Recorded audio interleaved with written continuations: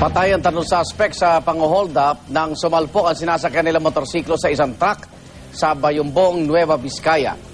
Papatakasan na sila mula sa mga humahabol na pulis. Bago dito, nakulimbat umano nila ang di bababa sa 300,000 piso mula sa mga biktimang magde-deposit sana noon sa bangko. Darito ang report ni Oscar Oida.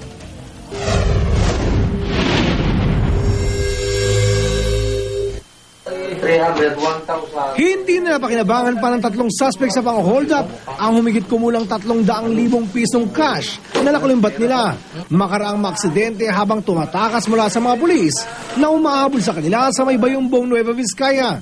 Base sa inisyal na pagsiyasat, patungo na raw ang mga biktima sa bangko para ideposito ang daladala nilang pera nang harangin ng mga suspect ang sinasakyan nilang truck. Yung susi, kinuha nila. Patayin mo yung makina, sabi niya.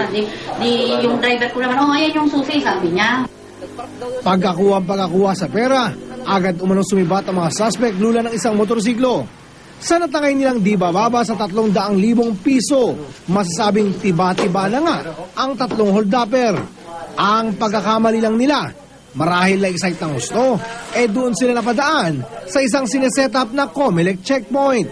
Kaya nang lagpasan nila ang naturang checkpoint, hinabol na sila ng mga pulis. Tumagal din ng ilang minuto ang abulan hanggang sa sumalpok na umano ang humaharurot na motorsiklo ng mga suspect sa isang kasalubong na truck.